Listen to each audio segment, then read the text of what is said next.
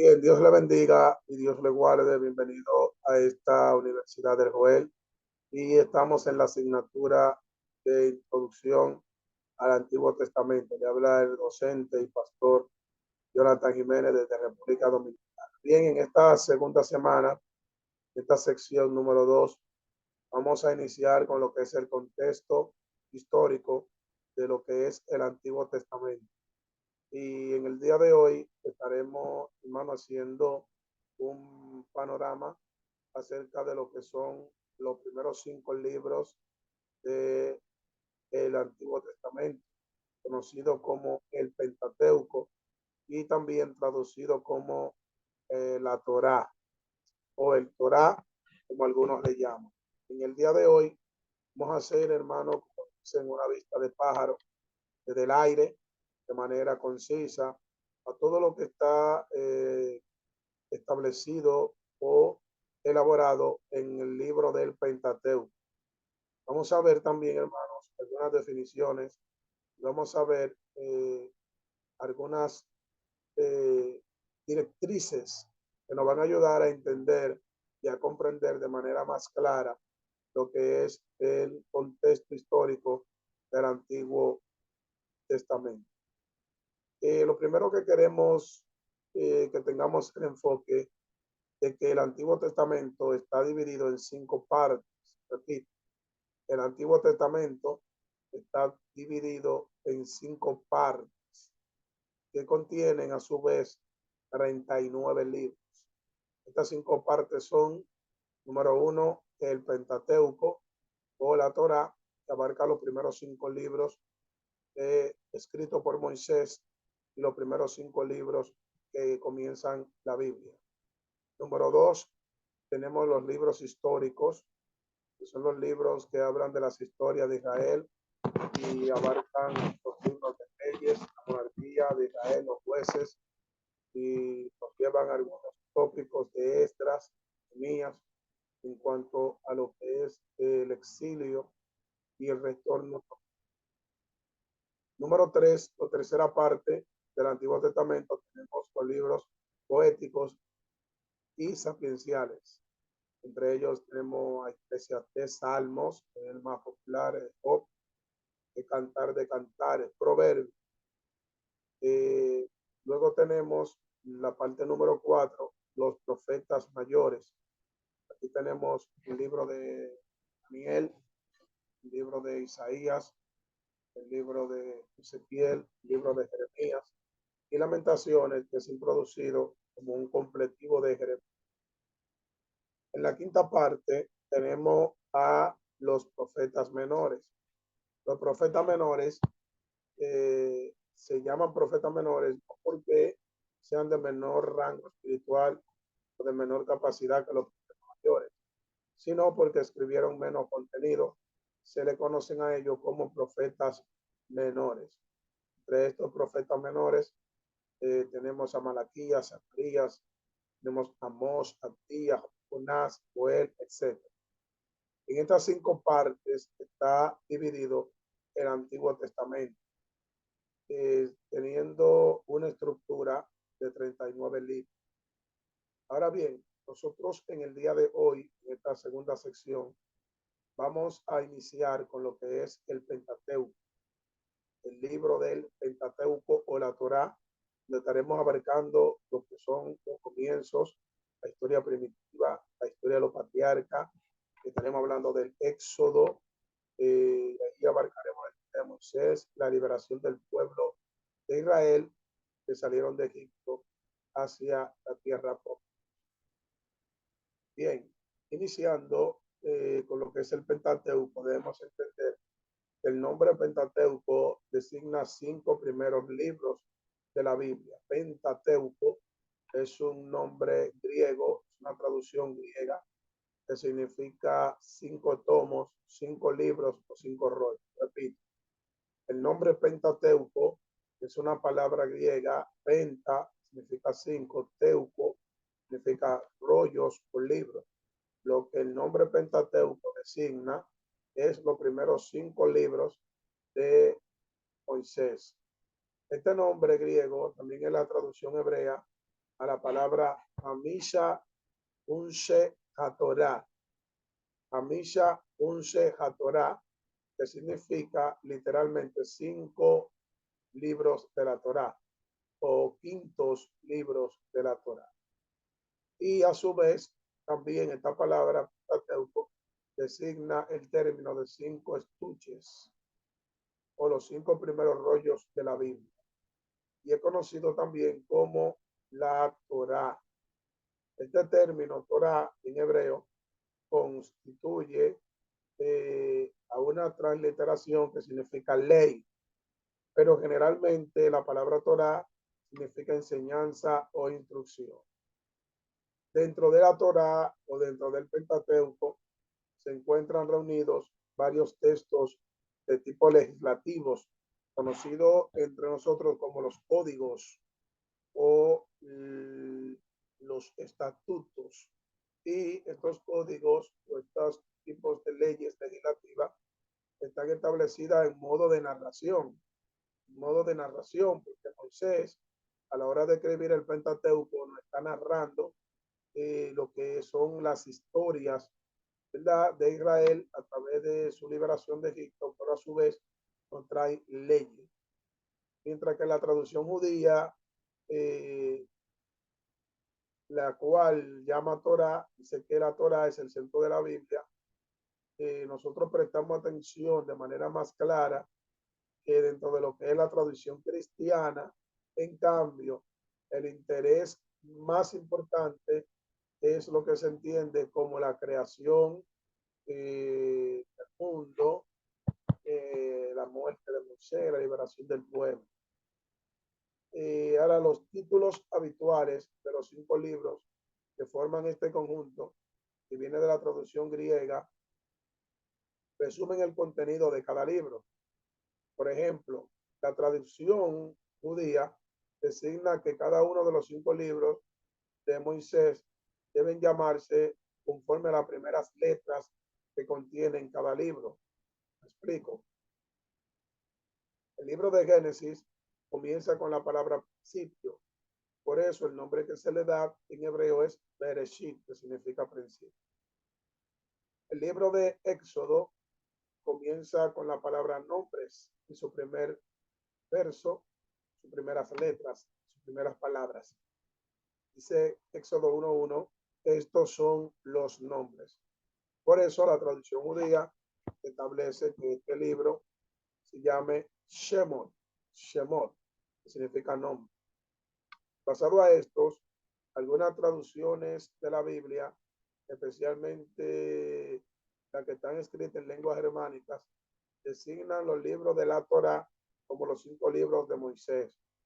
Por ejemplo, primero de Moisés, segundo libro de Moisés, tercero de Moisés, cuarto de Moisés y quinto de Moisés. Estas traducciones no le llama Génesis, Éxodo, Levítico, Número ni Deuteronomio que nosotros conocemos, sino que esta traducción le llama primer libro de Moisés, segundo libro de Moisés, tercer libro de Moisés, etc.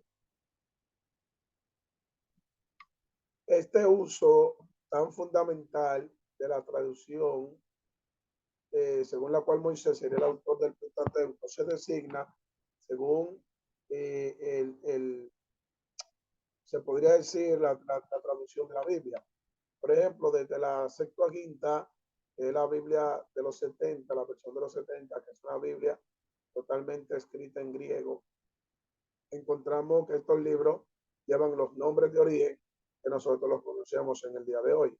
Por ejemplo, llevan el nombre de Génesis, llevan el nombre de Éxodo, llevan el nombre de Levítico, llevan el nombre de Números y llevan el nombre de Deuteronomio. Esos nombres son totalmente griegos. Los nombres tienen totalmente influencia griega.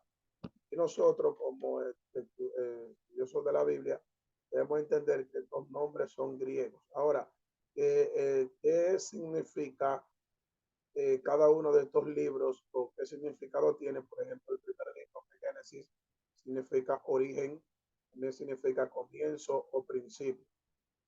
El libro de Éxodo es el segundo libro, significa salida, hablando de la salida que el pueblo de Israel hizo cuando salió de Egipto. El tercer libro que nosotros vemos en el Pentateuco es Levítico, y su nombre es Levítico con relación a la familia de Leví, la tribu de Leví, que juzgaban en el tabernáculo del templo, y realmente los levitas eran los que tenían el control de los sacrificios, las ofrendas, la música, en el altar, las expiaciones, los holocaustos, y mayormente tenían el control del sacerdocio. En griego su nombre es Leviticón, Leviticón. El cuarto libro es Números, así como su nombre es el número. Trataba de números en un conteo o un censo que hizo Moisés hacia el pueblo de Israel para saber cuántas personas habían salido de Egipto. El quinto libro y último del Pentateuco es Deuteronomio. Deuteronomio significa segunda ley o la repetición de la ley.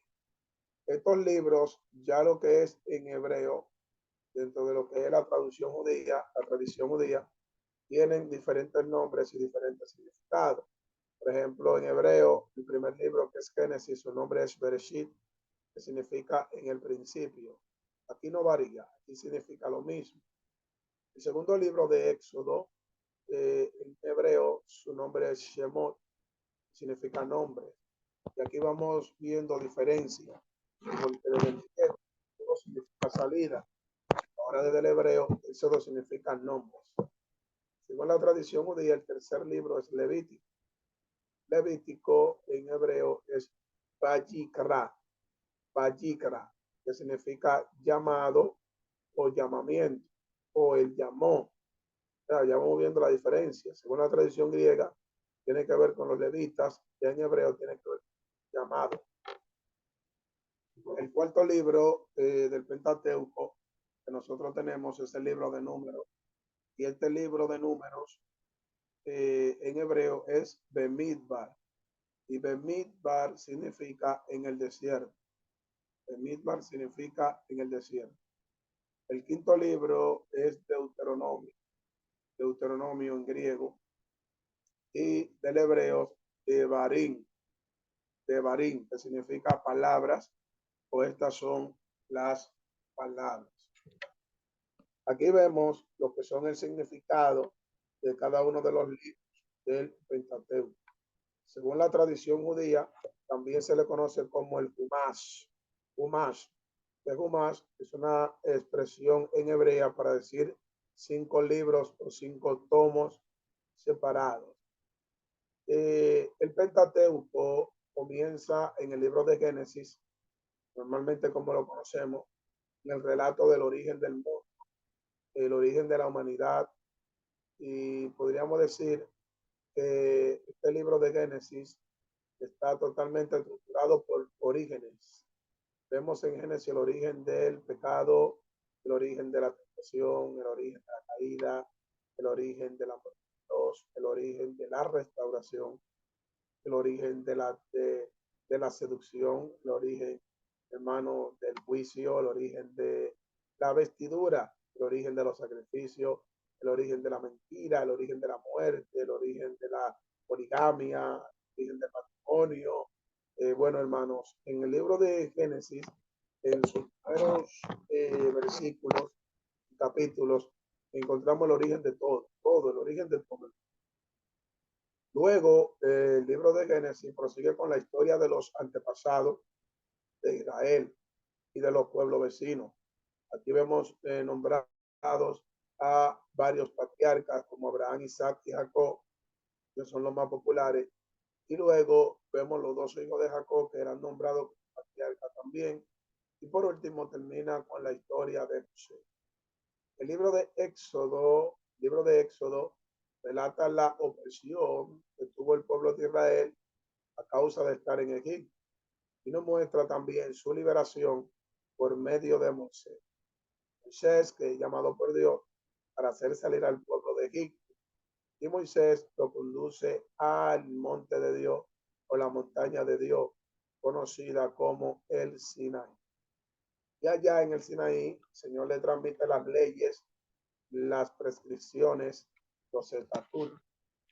Y estas últimas expresiones que vemos en el libro de Éxodo constituyen una parte del libro de Éxodo y todo el libro de Levítico, así como los 10 primeros capítulos del libro de Números. Todo esto está constituido por relatos que están, hermanos, dentro de lo que es el libro de Éxodo. Ahora, el libro de Levítico lo que da es un panorama acerca de lo que eran los levitas y la función que ellos tenían que tener en el templo y en lo que es el tabernáculo, que fue luego elaborado por Moisés. Y dentro de este tabernáculo, los sacerdotes debían servir al Señor bajo un proceso de santificación y bajo un proceso de parámetros, lo cual todos están revelados en el libro de todos. Igualmente a los cantores, todo está ahí. Y también en el libro de Levítico vemos lo que son las leyes de purificación para que el sacerdote sepa, basado a lo que dice Dios en su palabra en el libro de Levítico, todo lo que tiene que hacer, todo lo que tiene que emprender el sacerdote para lo que es, hermanos, la buena elaboración del culto al Señor. Luego en el libro de Números vemos la jornada que tiene el pueblo de Israel, lo que es por el desierto. Y en este libro de Números vemos la estancia de Israel durante 40 años en el desierto. Y también vemos cómo ellos conquistan un territorio entre la Jordania. Es decir, que estaba un territorio detrás del Jordán o antes del Jordán.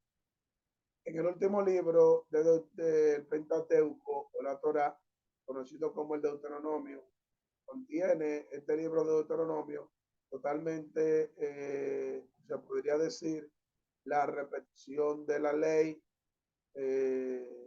todo lo que dice en Éxodo está aquí plasmado en el libro de Levítico y de Números. Todo está en Deuteronomio, resumido. Realmente algunos comentaristas dicen que el libro de Deuteronomio está repetido por la segunda generación que Dios había levantado en el desierto. Recuerden que en el desierto el Señor había matado a los rebeldes, a los que se habían levantado contra por así decirlo, el liderazgo de Moisés, los que se habían levantado contra el testimonio de Moisés. Dios había matado una generación, de una generación que venía creciendo y tenía que repetírsele la misma ley. Entonces, en este último libro de Deuteronomio, también contiene el testamento de Moisés. Antes de Moisés morir, habla de la muerte de Moisés. Y aquí también, en este libro de Deuteronomio, recuerda la alianza y la ley que hizo Jehová, el Dios de Israel, con su pueblo. Y el Pentateuco o la Torá termina con la muerte de Moisés en el país prometido o la tierra prometida llamada Canaán, que fluye leche y miel, pero no puede entrar en ella. Luego, como termina el Pentateuco bajo esta esfera, Moisés muriendo, viendo la tierra prometida, pero sin entrar en ella. Bien, vamos a hablar ahora de lo que es la estructura del Pentateuco.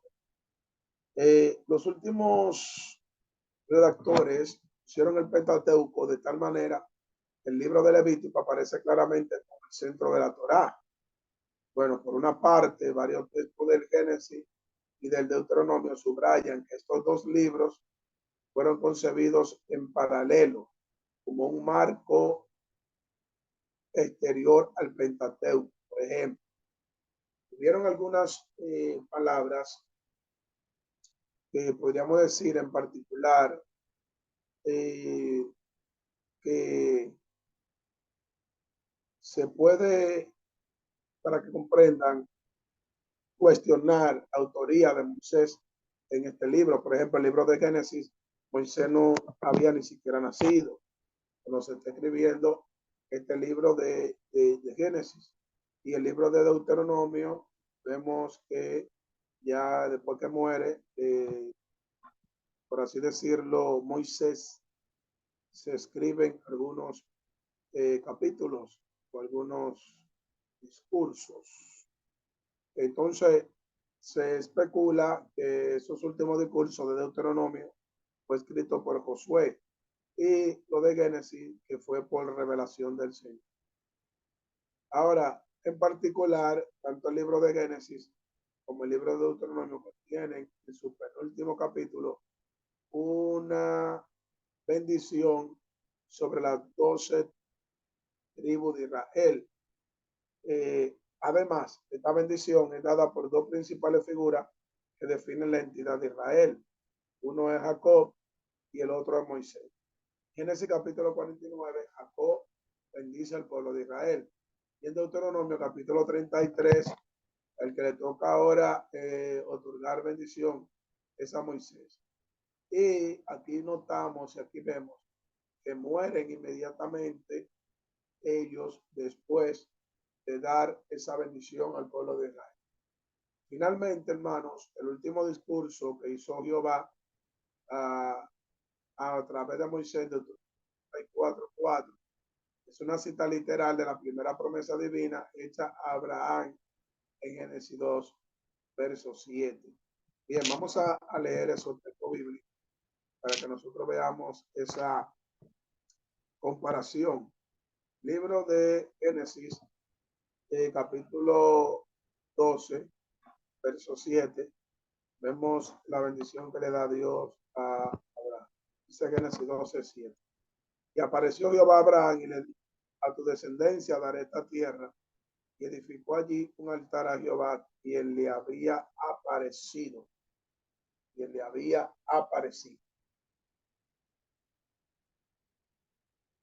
Ahí la palabra efanero en griego, que significa aparición visible.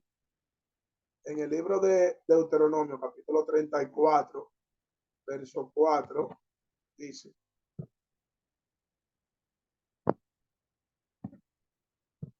Deuteronomio 34, verso 4, dice: y le dijo Jehová, esta es la tierra de que a Abraham, a Isaac y a Jacob, diciendo: a tu descendencia la daré, y te he permitido verla con tus ojos, mas no pasarás allá. Entonces vemos aquí como un paralelismo, una conexión entre lo que Dios le dijo a Abraham y lo que usted está diciendo a Moisés en cuanto a la tierra. Vemos que los libros de Éxodo y Número están también relacionados entre sí y forman así una especie de marco interior en el Pentateuco. Por ejemplo, hermanos, el itinerario de Número presenta la trayectoria inversa a la travesía de Éxodo. Por ejemplo, Éxodo, luego vemos que pasa en Egipto, el desierto, Sinaí. Número, Sinaí, desierto, Moab. Y los dos libros contienen varios relatos y temas paralelos. Por ejemplo, el tema del descontento del pueblo de Israel en el desierto. Eso es cuando murmuraron. Libro de Números, capítulo 25. No obstante, de que en Éxodo las murmuraciones del pueblo no acarrean ningún castigo por parte de Jehová, contrariamente a lo que sucede en el libro de Números. Porque en Éxodo vemos que el pueblo de Israel murmura varias veces. Por ejemplo, el pueblo de Israel murmura de que Dios no le ha dado pan, de que Dios no le ha dado agua, de carne, de que lo sacaron al desierto a morir, de que busquen otro tipo de alimento. Todas estas murmuraciones, Dios no la castiga. Pero en el libro de Números, cuando presenta la murmuración, el pueblo es castigado por el Señor. Esta diferencia subraya así el papel central desempeñado por la revelación de la ley del Sinaí. Por ejemplo, tenemos en Éxodo capítulo 19, capítulo 10, que constituye verdaderamente el centro y el eje, por así decirlo, de toda la Torá. El número, el comportamiento de Israel se ha convertido en sinónimo de la desobediencia del pueblo frente a la ley, más especialmente el marco interior formado por Éxodo y Número, identifican el número o el libro de Levítico como el centro del Pentateuco. Dentro de Levítico tenemos el punto culminante del libro, que está constituido por el ritual del día de la expiación, que es Yom Kippur. En Levítico 16, es el día de la expiación. Entonces, vemos cómo Génesis y Deuteronomio están conectados. Vemos cómo Éxodo y Número están conectados. Pero Levítico está en el centro. Por eso el libro de Levítico se categoriza o se establece como el centro o el interior, por así decirlo, hermanos, de el Pentateuco. Veamos esto desde un panorama más claro. Y vamos a ver desde un panorama más claro cómo están conectados lo que es el Pentateuco y el libro de Génesis. Bien. Génesis 12:7, vemos la primera promesa que Dios le hace a Abraham. Deuteronomio 34:4, vemos la última promesa que Dios le hace a Moisés. Están conectados. Génesis 49, vemos la bendición que da Jacob al pueblo de Israel. Deuteronomio capítulo 33, vemos la bendición que da Moisés al pueblo de Israel. Eso es un paralelo que hay entre el primer libro, el Pentateuco, y el último, que es el cuarto. Luego, el quinto libro. Luego, en el libro de Éxodo y Número, también tenemos esta conexión. Por ejemplo, en Éxodo, vemos, hermano, que la trayectoria es Egipto, desierto, Sinaí. El pueblo de Israel sale de Egipto, luego cae en el desierto, luego cae en el monte Sinaí. Bueno, el libro de Números continúa la trayectoria. El libro de Números presenta el pueblo de Israel en el Sinaí, luego el desierto y luego va a Moab. O sea que vemos conexión entre el libro de Éxodo y el libro de Números. Vemos la fiesta de la Pascua. En Éxodo capítulo 12 vemos la fiesta de la Pascua. En Número capítulo 9 vemos la fiesta de la Pascua también. O sea que hay conexión en esa área. También las murmuraciones las vemos en Éxodo capítulo 15 al 17, como el pueblo de Israel murmura. Sin embargo, en el libro de Números, capítulo 11, verso 20, también vemos murmuración. Éxodo, capítulo 25 al 40, vemos el santuario o el templo, como le llaman, o como el término se le da bíblicamente hablando, el tabernáculo, donde se llevaban los sacrificios y donde se adoraba al Señor. Luego, en el libro de Números, del capítulo 1 al 9, vemos el campamento. Bajo esta misma dimensión, el tabernáculo. Bien, y el libro de Levítico queda en el centro, así como Génesis y Deuteronomio están conectados, así como Éxodo y Números están conectados. El libro de Levítico queda en el centro y este libro de Levítico en el centro.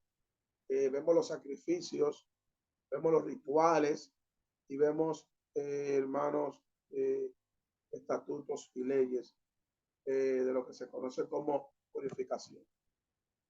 Junto a esta estructura, hermano, que le estamos estableciendo, existen otras organizaciones del Pentateuco que hace que el libro de Génesis tenga una especie de preludio a la gran constitución de Israel como pueblo de Dios bajo la guianza de Moisés.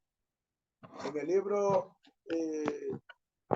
o en estos libros del Pentateuco vemos que se muestra, hermanos, algunas conclusiones de cada libro y que cada libro participa en el programa teológico del Pentateuco.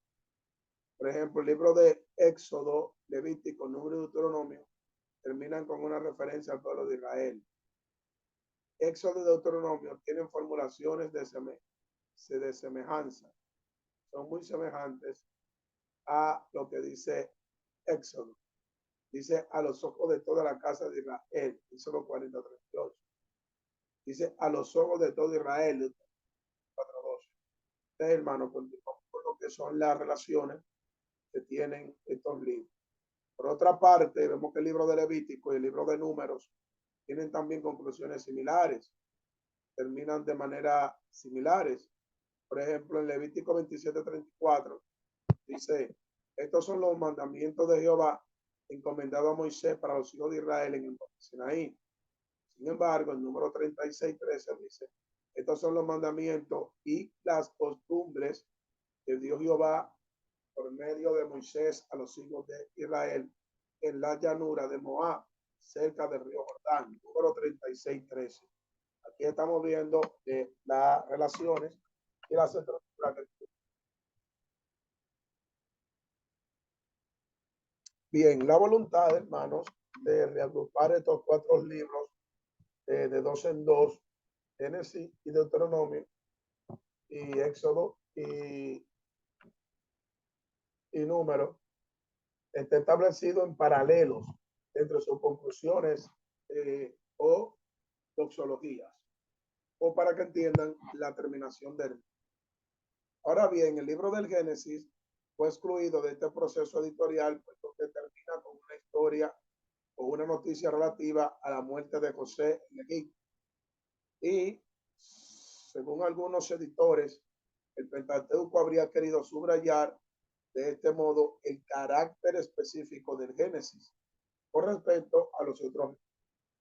En efecto, la censura entre el libro de Génesis y Éxodo es la más importante del Pentateuco, porque los libros de Éxodo, Levítico, Número y Deuteronomio están ligados especialmente entre sí por la figura de Moisés.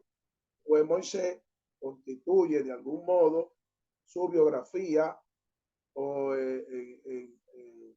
vemos que está desde su nacimiento, Éxodo capítulo 2, hasta su muerte, capítulo 34. Sin embargo, el libro de Génesis no tiene que ver nada con Moisés.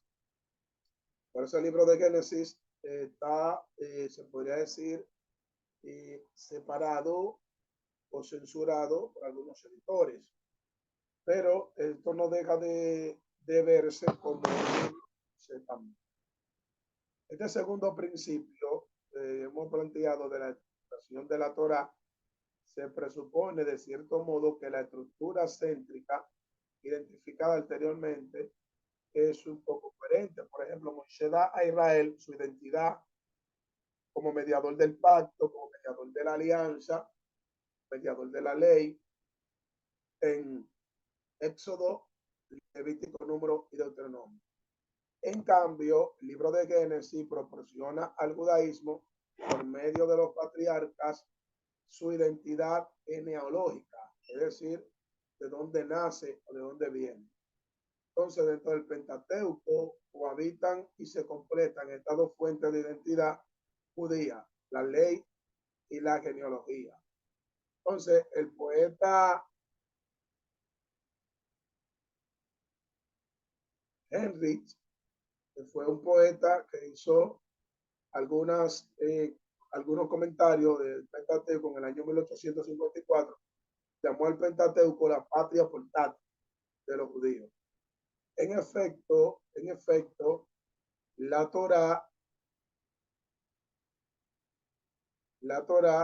o el Pentateuco, aquí vemos las reflexiones sobre algunos relatos en el judaísmo que encuentra unidad o hasta nuestros días, a pesar de su geografía, su ideología, su marco cultural, su marco histórico. Todavía estos relatos del Pentateuco se revelan en nuestros días con nosotros.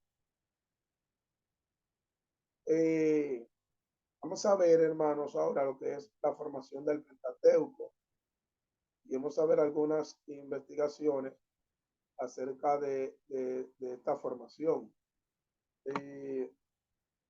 El Pentateuco en su conjunto es una literatura anónima que no lleva la firma de algún autor identificable.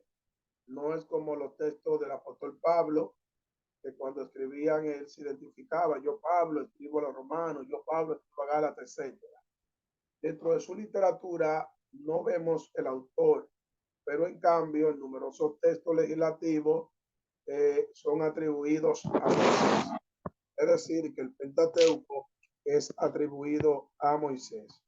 Leamos, Éxodo 24:24 da una alusión de que Moisés escribió. Dice, y Moisés escribió toda la palabra de Jehová, y levantándose de mañana, edificó un altar al pie del monte. Dice que Moisés escribió.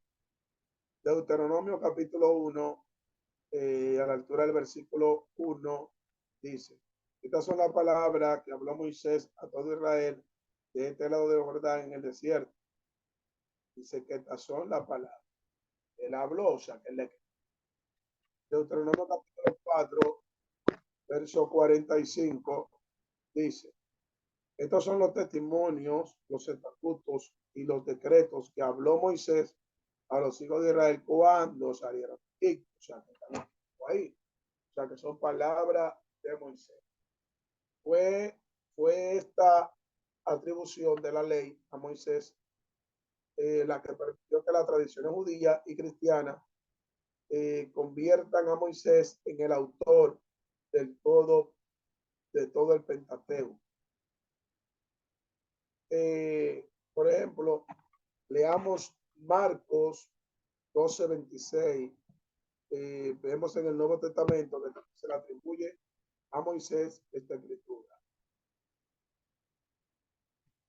Marcos 12:26 dice, pero con respecto a que los muertos resucitan, ¿no habéis leído en el libro de Moisés como le habló Dios en la zarza diciendo, yo soy el Dios de Abraham, el Dios de Isaac y el Dios de Jacob? O sea, nuestro Señor Jesucristo toma de referencia los escritos de Moisés. Dice que Moisés escribió. Segunda de Corintios, capítulo 3, verso 15, el apóstol Pablo dice, y aún hasta el día de hoy, cuando se lee a Moisés, el velo está puesto sobre el corazón de ellos. Este término, cuando se lee a Moisés, da a entender de que Moisés fue el que escribió el Pentateuco. Ahora, aún cuando la idea de un origen mosaico de la Torá no fue verdaderamente cuestionada de manera explicada, sino hasta el siglo XVIII. Algunas de las aporías inherentes y reverencia traen a esta concepción por así decirlo, falta de argumentos, y era pobre la alusión de que no fue Moisés que lo escribió. Antes de este año, del siglo XVIII, el año 1800, nadie cuestionaba la autoría de Moisés hasta este año, cuando prácticamente nace la crítica o la alta crítica. En primer lugar, el relato de la muerte de Moisés y de su sepultura por Dios, el Deuteronomio 34, es concebible que el mismo Moisés escribiera su propia muerte.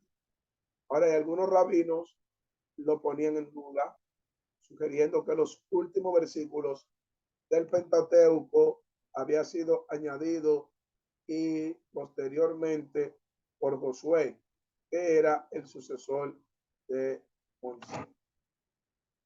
Eso está en el libro de Talmud, Talmud de Babilonia, o en el Baba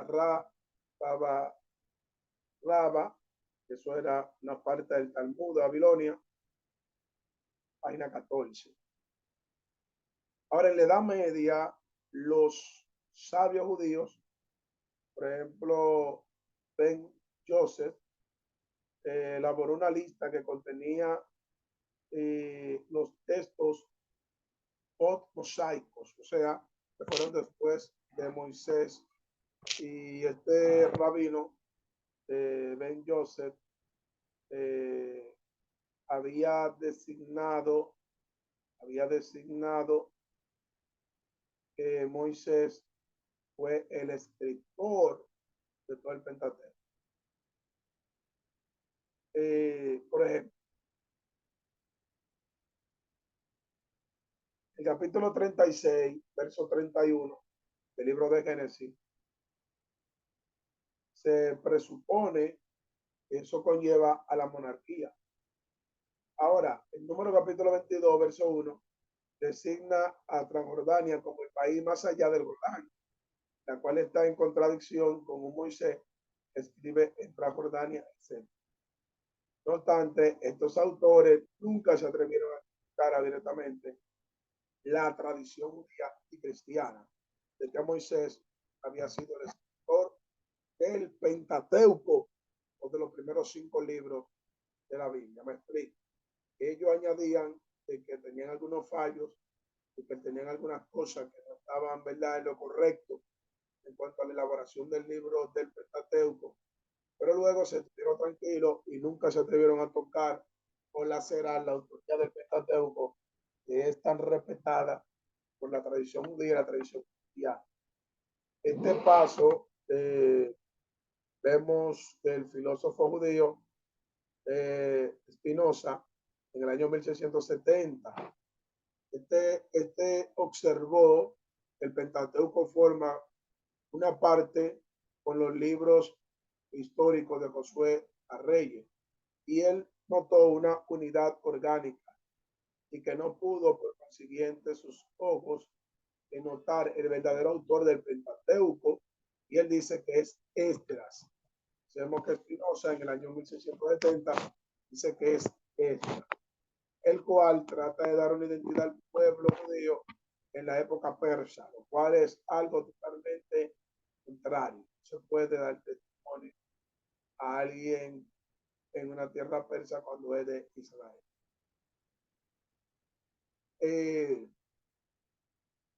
Además, los acronismos patentes contenidos en la Torá fue el descubrimiento de diferentes rupturas en la lógica narrativa y literaria, lo cual llevó a los exégetas a plantear cuestionamientos según algunas fuentes empleadas del mismo Pentateuco. Por ejemplo, el punto de partida que nos lleva a nosotros a observar son numerosas y algunas hasta contradicciones en los textos de la Torá si no se interpreta bien, no se elabora correctamente. Ahora bien, hermano, según Génesis 7:15, Noé hace entrar en el arca una pareja de animales de cada especie. En cambio, 7:2 habla de 7 parejas de animales.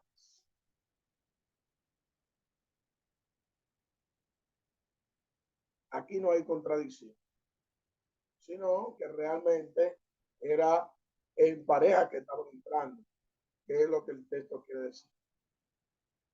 En Génesis 4:26, la humanidad invoca al Dios de Israel bajo el nombre de Jehová desde los orígenes, mientras que en Éxodo 3, del 13 al 15, este nombre no es revelado a Israel hasta el momento de la vocación de Moisés o el llamado de Moisés. Entonces, vemos esas pequeñas rupturas que presentan los eruditos. Vemos también el comportamiento de Faraón frente a la plaga de Egipto, que es explicado de 2 maneras diferentes. Según Éxodo 7:3, por ejemplo, Jehová es el que vuelve inflexible el corazón del rey de Egipto, el que lo endurece. Mientras que otros textos insisten en el hecho de que el faraón fue el educador de Moisés. Repito, el faraón fue el educador de Moisés en el sentido que Dios probó a Moisés por medio de faraón. En una ocasión, vemos, hermanos, que Moisés en el capítulo 6 de Éxodo cuestiona al Señor, y en el 9 el Señor le dice que él endurecerá a Faraón. Sin embargo, Vemos que algunos textos dicen que él mismo se endurece. Éxodo 8:11. Entonces vemos algunas, como le llaman algunos, contradicciones, pero sabemos el libro de Génesis, Éxodo, Levítico, Deuteronomio y Número son elaborados por el mismo Moisés y no tiene contradicción. En cambio, están perfectamente unidos. Vamos a explicar cada una de esas contradicciones.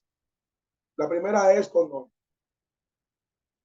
ellos dicen que Génesis 7:15 dice que habrá una pareja de cada especie. Génesis 7:2 dice que 7 parejas de lo limpio y una pareja de los inmundos. Escuchen esto. Realmente el Señor hizo entrar en el arca por parejas, varón y hembra. A eso es que se refiere la escritura. Ahora, si el Señor le habló a Moisés de que entre 7 parejas de los limpios, realmente los animales limpios, eran los animales que Dios usaba para lo que es un sacrificio. De manera que si cuando salieron del arca iban a hacer sacrificios, pues iba a haber una extinción de esos animales limpios. Además, los animales limpios eran usados para, en unos próximos capítulos, cuando Noé saliera, esos animales limpios iban a ser usados para la alimentación. Dios le dice a Noé de que no lo coma con su sangre, pero sí comerá carne. Entonces, el Señor, hermano, para que no haya una extinción de estos animales, lo mandó entrar 7 parejas. Entonces, realmente, ¿cuántos animales entró Noé en el arca? 7 parejas de los limpios y una pareja de los no limpios. Entonces, algunas personas cuestionan y algunas personas dicen, ¿cómo es posible de que Noé sepa cuáles eran los limpios y los inmundos cuando todavía no se está en la ley? Realmente, hermano, había o se conocía como la ley oral, en la cual Dios le hablaba, ellos eran guiados por el Señor. Aquí vemos en Génesis 26, verso 5, dice el texto claramente, y oyó Abraham su voz y guardó sus mandamientos, estatutos y leyes.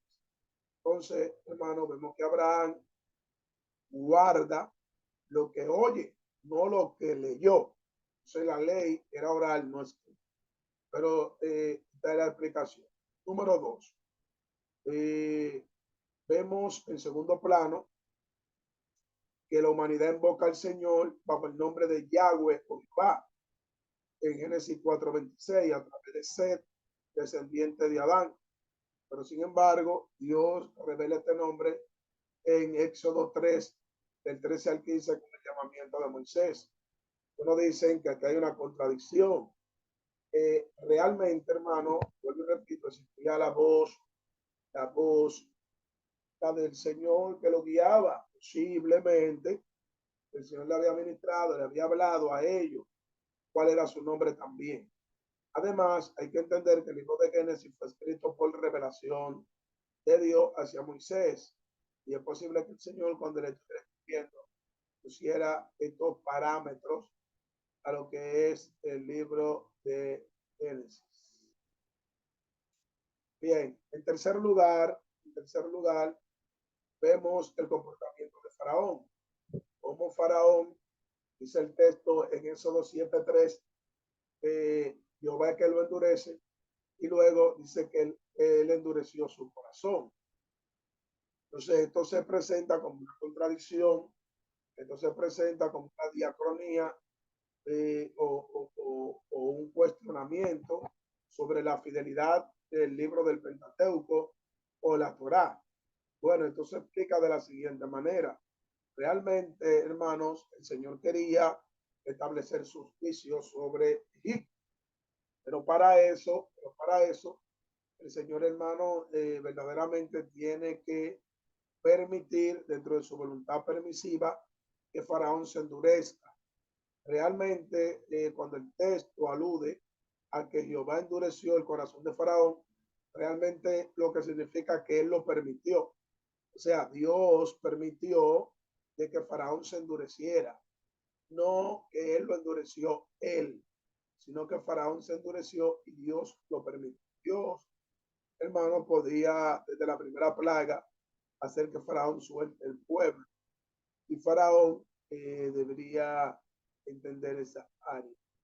Ahora bien, Dios, dentro de su voluntad permisiva, permitió, dejó, le dio, ¿verdad? La oportunidad, o como muchos llaman, libre albedrío, a lo que es Faraón para que él decidiera, para que él tomara su propia decisión a la hora de endurecerse. Decisión que llevó como consecuencia las plagas de Egipto. Se contanta igualmente la presencia de varios duplicados. Por ejemplo, el Pentateuco contiene dos relatos de la creación. Génesis capítulo 1 y Génesis capítulo 2. En el capítulo 1 vemos la creación bajo un orden establecido. Vemos la creación primero de la luz, luego de la tierra, el cielo, luego de las plantas, número 4, las estrellas, el sol, la luna, número 5, los peces del mar, las aves de los cielos. El sexto día, número 6, la creación de los animales del campo y la creación del hombre. Ahora, y dentro de la creación del hombre viene juntamente con la mujer. Pero en el capítulo 2 del libro de Génesis vemos un orden diferente. Vemos que lo primero que el Señor crea son las plantas, los árboles, luego el hombre, luego los animales y después la mujer sacada de la costilla del hombre. Entonces, estos dos relatos están totalmente contrarios según la crítica, ¿verdad? Que quiere, ¿verdad?, atacar y contradecir o traer fallas a estos libros o relatos del Génesis. Realmente el orden en el cual Dios creó las cosas, hermano, están establecidas según el punto de vista del autor. Por ejemplo, Moisés en el capítulo 1 se enfoca en la creación de todo, en la creación del universo, y lo va el Señor resumiendo de esa manera. En el capítulo 2, el enfoque del escritor es el hombre. Eso todo lo que habla es relacionado al hombre. Crea la planta para que el hombre coma. Crea los animales para que ¿entienden? Entonces, hermano, no hay contradicción, todo tiene una explicación.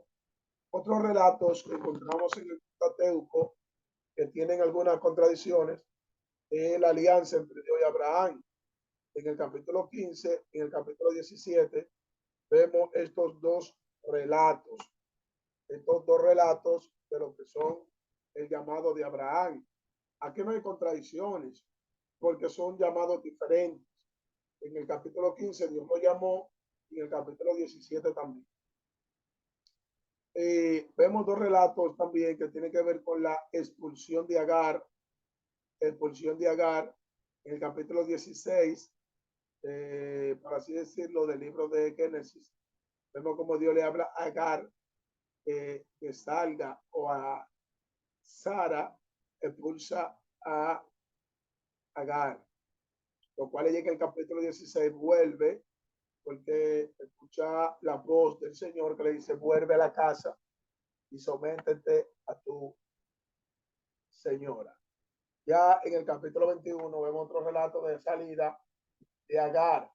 Y este relato de salida tiene que ver con la expulsión de Sara. Sara es que la expulsa. En el capítulo 16, Agar es la que se va. En el capítulo 21 de Génesis, ella es de la Sara. En estos dos relatos que nos acabamos de leer, vemos la diferencia. En el capítulo 16, el Señor habla que vuelva porque ella salió por su voluntad. Pero en el capítulo 21, vemos que la pastora la abraza, y, por así decirlo, o la voz de Dios, él la abraza en el capítulo 21 y le dice a ella que con el tema que Dios levantará una nación de ella. O sea, Dios no la manda a volver, porque fue la ama o la señora que la sacó. Bien, vemos dos relatos también de la vocación de Moisés o del llamado de Moisés.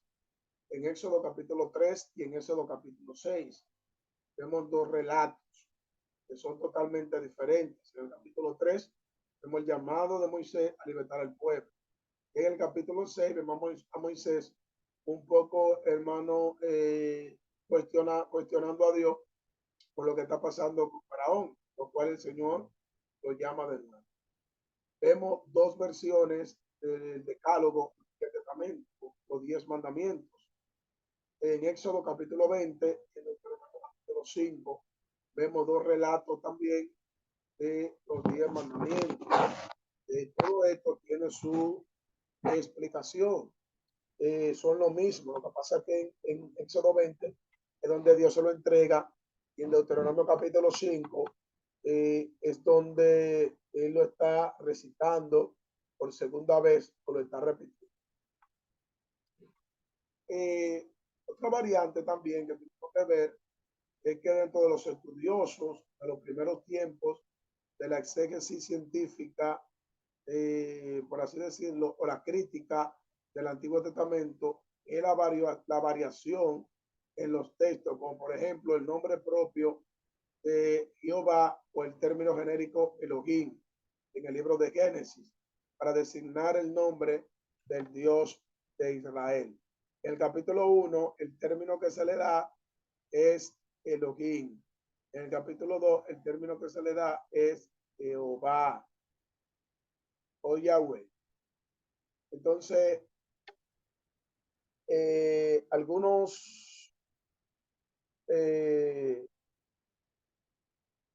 estudiosos, como por ejemplo Astrup, Bernard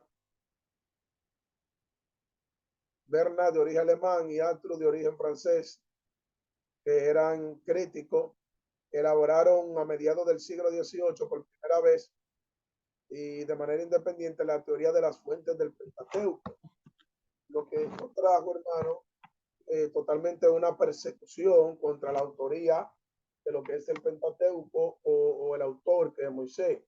Por ejemplo, en el año 1753, Astrup, el francés, publicó la conjetura sobre las memorias originales de que al parecer se sirvió Moisés para componer el libro de Génesis. Y Astrup dice que Moisés copió algunos libros antiguos para elaborar el Pentateuco. Vemos también que luego Bernard, el alemán, también trajo su explicación y su elocución acerca de su crítica a la hora del libro del Pentateuco. Y aquí lo que traen la contradicción del nombre del Dios de Israel. Por ejemplo, en el capítulo 1 de Génesis habla de Elohim, que habla en el capítulo 1 de Génesis. Sin embargo, ya en el capítulo 2 habla de Jehová o Jehová. Y así nació por primera vez la primera versión de esta teoría llamada documentaria. Teoría que iba a marcar de manera profunda una exégesis errónea, conocida como exégesis, lo cual, hermano, estos críticos atacaron de manera directa lo que es la autoría de lo que es el Pentateuco. Basado a estos paralelos, a estas contradicciones aparentemente por la alta crítica y a estas historias paralelas que ya le explicamos porque están paralelas y que no están prácticamente trayendo una contradicción. Estos estudiosos o teólogos atacaron totalmente lo que es la autoría del Pentateuco. Luego, en el año 1970, Wellhausen, otro estudioso, elaboró el modelo explicativo del Pentateuco, que es el que está dominando hasta el día de hoy. Y Wellhausen presenta la teoría documentaria. La teoría documentaria. Y esta teoría documentaria presenta varios planos de la autoría del Pentateuco. Algunos dicen, basado a esta teoría, de lo que es el Pentateuco, Wellhausen le dio una posibilidad nueva a esos exégetas anteriores y que podríamos añadir mayor que la mayoría de esos exégetas posteriores. Por ejemplo, presenta Wellhausen esta teoría documentaria en 4 palabras o en 2, la teoría yavística y la teoría eloística, que lo presenta en diferentes planos al Señor. Algunos se van por la teoría yavística, que era de Jehová, y la otra la teoría eloística, y la otra es la teoría de Deuteronomio, que basaba en un documento conocido como Deuteronomio, que fue escrito en el tiempo de Esdras, Nehemías, y que prácticamente ellos son los autores. Según la idea, la cual el Pentateuco se habría constituido a partir de 3 o 4 documentos paralelos, se había considerado ya mucho antes de Wellhausen, este erudito. Pero el orden cronológico de los diferentes documentos no estaban en modo alguno claro. Por ejemplo, el documento que contenía la legislación sacerdotal en Éxodo 25 al 40, así como los textos narrativos que ponían de manifiesto el mismo estilo, ¿verdad?, escrito, había sido considerado durante mucho tiempo como el documento más antiguo que había existido. Por ejemplo, en el año 1839, un profesor de Estrasburgo llamado Reus, él trae lo que es una intuición de que las leyes culturales y sacerdotales del Pentateuco reflejan aparentemente una época tardía a la historia de Israel. Y uno de sus discípulos que trabajó con él en esta teoría, llamado Graf, proporciona esta demostración. Estos exégetas observan que el Deuteronomio ni los libros proféticos ni los libros históricos conocen la legislación sacerdotal y cómo aparece en la Torá. Entonces el documento sacerdotal debería por tanto ser datado de la época exílica, es decir, de la época del exilio, época que tiene que ver con Nehemías, Esdras. Por eso algunos consideran que el Pentateuco viene desde ese tiempo y no de Moisés. Y todas estas conjeturas que traen estos teólogos, Reus, Graf, Wellhausen, posteriormente al año 1839, 1970, cuando elaboraron estas teorías, vemos que Wellhausen, que es el más popular entre ellos, dio esta teoría de formación del Pentateuco. Según Wellhausen, el Pentateuco es el resultado de la combinación de 4 documentos, como ya le había hablado: el documento yavista, el documento eloísta, el documento sacerdotal y el documento deuteronomio. El documento yavista trae una preferencia al nombre divino Jehová o Yahweh. El documento eloísta trae una referencia al nombre Elohim. El Deuteronomio es un documento aparte que se encontró desde la data del exilio. Y el documento sacerdotal prescribe lo que son las prescripciones del sacerdocio. Entonces, contrariamente a sus sucesores, Wellhausen siguió siendo extremadamente prudente por lo que respecta a una datación precisa de estos documentos. El documento yavista y eloísta son para él siglas que reagrupan varios documentos de cada una de ellas. Por ejemplo, en el documento yavista y eloísta dataría de la época de la monarquía en el siglo VIII de Israel. El documento de Deuteronomio, Wellhausen, dice que se elaboró en el año o en la época de Josías, en el año 620 de la historia de Israel. El documento sacerdotal, Wellhausen, dice que se elaboró en el comienzo del periodo exílico, en el área de Nehemías y Esdras, por lo cual cada uno de estos documentos que elaboran el Pentateuco, según la alta crítica y estos estudiosos, Wellhausen aluden a que fueron escritos por autores diferentes, trayendo un hecho de que Moisés no fue el autor del Pentateuco. Enseñanza totalmente errónea, porque nosotros tenemos bastantes demostraciones o documentos para poder demostrar que Moisés sí verdaderamente es el escritor de lo que es el Pentateuco. Hablando un poco de Wellhausen, vemos que él trajo esta teoría documentaria y vemos que esta no era la única herramienta que él estableció, sino que también Wellhausen ofrecía también la clave de la evolución de la religión neotestamentaria.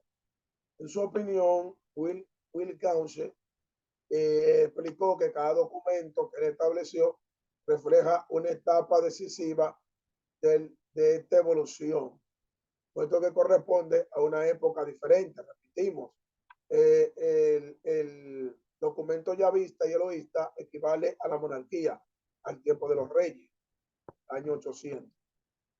El documento de Deuteronomio a la reforma de Josías, año 620.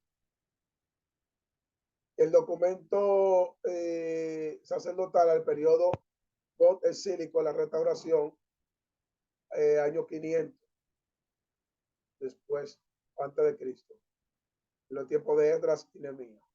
Entonces, la investigación de Wellhausen, a partir de estas instituciones, vemos que en lugar del culto, los sacrificios, las fiestas, el diezmo, todo esto está centralizado y aparece en un periodo evolutivo dentro de lo que son los textos. Esta visión evolutiva de la religión de Israel confirma a Wellhausen en la idea de que la ley no está en el origen ni del antiguo Israel ni del Pentateuco, sino que la ley se convierte en el fundamento del judaísmo a partir de la época post-exílica. Resumiendo, Wellhausen diciendo que todos estos libros de la Torá o del Pentateuco fueron elaborados y fueron compuestos en la era post-exílica o en el tiempo de Nehemías, Esdras, de lo cual es importante que nosotros, ¿verdad?, tengamos este conocimiento para que sepamos defender totalmente lo que es la autoría del Pentateuco, elaborado totalmente por Moisés. Entonces, hermanos, el periodo de la historia de Israel, que goza de todos los favores de Wellhausen, es el de la monarquía. Cuando hablamos de monarquía, hablamos de los reyes de Israel, tal como lo refleja el documento yavista y eloísta, que se puede ver en ello una influencia del erudito alemán, como había dicho con frecuencia. Entonces, Will Gause en el año 1871 tuvo la ocasión de pronunciar un discurso que comparaba el nacimiento de la monarquía israelita y el del imperio alemán. Hizo una comparación. Esta sobrevaloración del periodo monárquico que estableció Will Gause es muy problemática.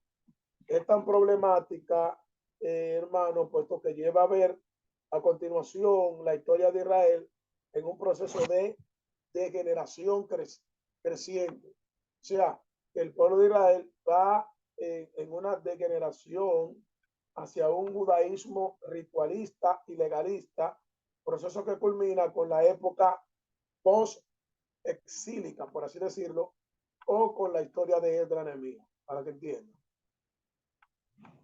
Entonces, vemos como estos eruditos se han centralizado en que Moisés no fue el escritor de lo que es el Pentateuco. Otro cambio provocado por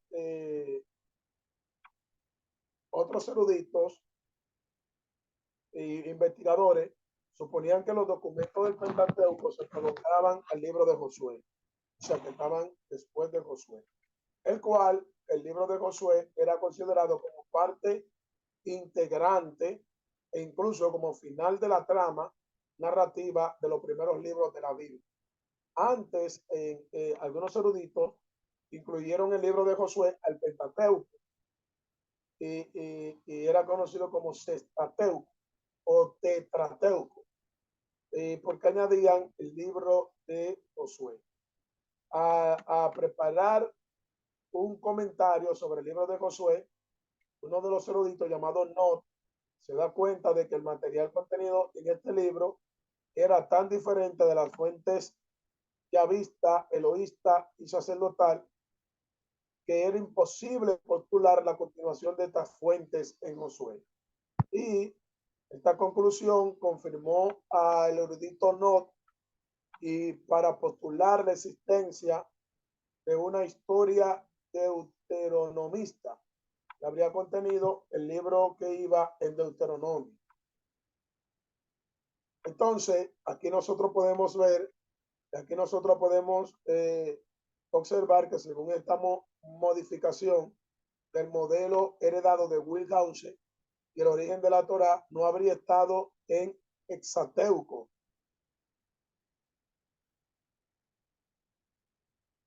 que eran 6 libros, sino en un Tetrateuco, que eran 4 libros.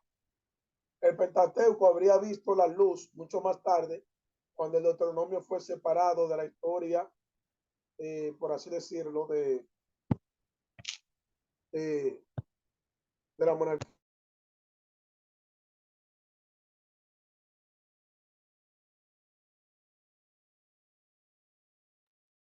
Bien, continuamos con esta problemática que traen estos eruditos. Vemos que no acaba con las especificaciones de Will Gause, aunque fue un crítico también, viene con una modalidad diferente.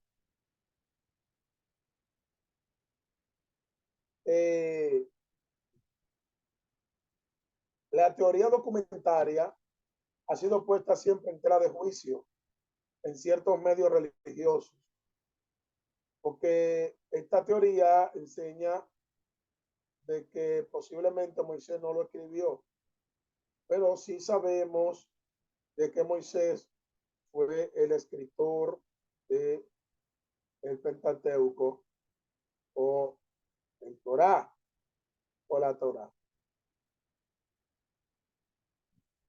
Entonces, hermanos, aquí vamos nosotros viendo, vamos manejando de que Moisés sí fue el escritor del libro de Éxodo, Levítico, Número, Deuteronomio y también estas teorías documentarias y estas regulaciones de Wellhausen, Todd, el francés, todos estos eruditos, se va cayendo, va en decadencia. Por ejemplo, otro erudito llamado Rentor tuvo una importancia decisiva en cambio radical de las investigaciones de estos eruditos, porque expone él de manera despiadada, con mucha ironía, las incoherencias y las debilidades de la teoría documentaria y desarrolla lo alternativo, retomando por su cuenta varias intuiciones de no. Por ejemplo, el Pentateuco estaría compuesto en su forma actual por unidades mayores y todas ellas se caracterizan por una gran coherencia interna y una unidad independiente en todas sus áreas. Estas unidades son las siguientes historias de los orígenes. Génesis, del capítulo 1 al 11, habla de los orígenes del mundo. Luego el capítulo 12 al 50 habla de los patriarcas. De Éxodo, el capítulo 1 al 15, la salida de Egipto. Éxodo, capítulo 19, hasta el capítulo 24, habla en el monte Sinaí, la estancia en el desierto, Éxodo 16, el capítulo 18, la conquista, ¿verdad?, de la tierra, ya en el libro de Números y Josué. Todas estas unidades habían transmitido durante un largo periodo de tiempo y cada una de ellas había conocido un proceso de redacción antes de ser puesta en contacto. Entonces, Renford trata de demostrar esta tesis a propósito de los relatos patriarcales por medio de un análisis de la promesa que Dios le había dado a los patriarcas. Entonces, vemos que la amplia independencia de este ciclo patriarcal que vemos en el libro de Génesis confirma, por otro lado, la promesa que Dios le había dado a Moisés de esta tierra, lo cual se hace sin ninguna referencia y llegan a una conclusión, Renford, de que sí tuvo el Pentateuco un solo autor y un solo escritor, Moisés. Y desde aquí vino el rompimiento de lo que es la teoría documentaria. Aunque hay algunos que mantienen esa teoría, según las tradiciones, mantienen esa teoría en la década de 1990. Por ejemplo, Smith, que fue partidario de Wellhausen, Senger, fueron estudiosos que continúan con esta teoría documentaria. Pero Renford, en su tesis de esta unidad que tenía el Pentateuco, prácticamente hablando, trajo, hermanos, un rompimiento a estas teorías, por así decirlo, documentarias. A estas teorías el debate actual entre la distinción de estos textos, por ejemplo, el sacerdotal, sigue siendo, hermano, un tema de discusión en el día de hoy. Por ejemplo, para algunos autores, la sigla P corresponde a una relación sacerdotal que es responsable de una edición final del Pentateuco y que se elabora sistemáticamente en los textos sagrados. Este modelo está definido por Setters, que era un erudito también en exégesis,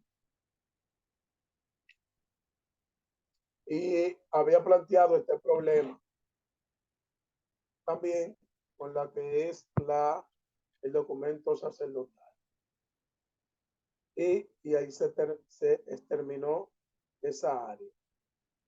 Entonces, hermanos, nosotros debemos saber, debemos conocer de que de los años 1800 hasta nuestra época, estos, estos eruditos, exégetas, eh, teólogos han tratado de lacerar la autoría del Pentateuco, diciendo que no fue Moisés, sino que fue copiado, que no fue Moisés, que está en diferentes tipos de etapas en su área de elaboración, en el área de elaboración de este documento.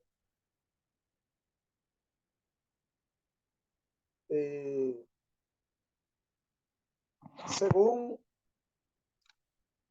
la organización del Pentateuco, por su contexto histórico, el Pentateuco lo que presenta las historias de lo que, por así decirlo, el pueblo de Israel. Y basado a esta historia de lo que nosotros conocemos y de lo que nosotros entendemos como el pueblo de Israel, nosotros podemos notar y podemos ver en esta área de que el pueblo de Israel vino formándose ya desde área patriarcal y trayendo un contexto histórico de esta primera parte, lo que estamos, ¿verdad?, estableciendo y hablando. Nosotros podemos ver que después de la historia de los orígenes, el libro de Génesis termina con los patriarcas, la cual traen una trayectoria hacia ellos, hermanos, muy abundante, por ejemplo, donde ellos hacían su propio sacrificio y Dios le hablaba de manera clara y era muy abundante lo que se establecía en esta parte. Entonces nosotros podemos ver y podemos notar de manera abundante cómo aquí los habían elaborado esta parte, ¿verdad?, de los sacrificios y todo eso. Se habían elaborado sus ofrendas sin necesidad de sacerdotes.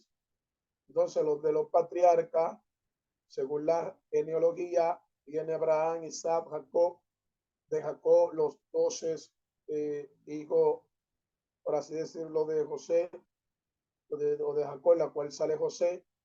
Y aquí, hermanos, vemos como el pueblo de Israel cae en Egipto. Y es importante nosotros exhortar y nosotros enseñar que el pueblo de Israel en Egipto no llegó como esclavo. El pueblo de Israel en Egipto llegó como visitas o llegaron como turistas a habitar ahí en Egipto por una situación de hambruna que tenía la tierra, la cual cuando muere José, que se levantó un faraón que no conocía a José, otro rey que no conocía a José, sí esclavizó el pueblo. Y de ahí se desencadena, hermano, toda una gama de situaciones y historias que son muy importantes. El llamado de Moisés, la liberación del pueblo, el juicio sobre Egipto, la muerte de los primogénitos, luego las jornadas en el desierto, los milagros que hace Dios en el desierto, como que la piedra bote agua y que el cielo tire el pan, y como Dios, ¿verdad?, destruyó a los amalecitas en guerras, Dios lo pasó por experimentalmente hablando situaciones en el desierto a ellos antes de llegar a lo que es la tierra prometida. Y termina lo que es el Pentateuco, por así decirlo, termina con, hermano, la muerte de Moisés, la cual cuando muere Moisés, Josué toma prácticamente Josué la batuta o toma el control del pueblo de Israel para así llevarlo, hermano, al cumplimiento de lo que Dios le había dicho a Moisés de entrar a la tierra. La razón por la cual Moisés muere, la razón por la cual Moisés muere,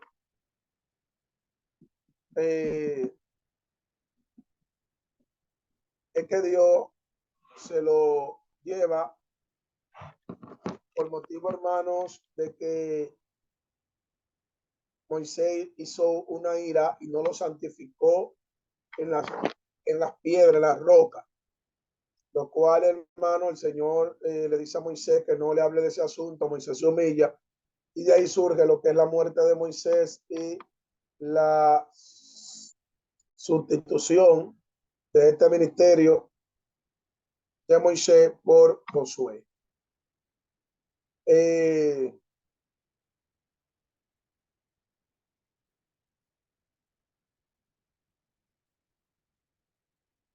Bien, vamos a dejarlo hasta ahí por el día de hoy. Pueden parar.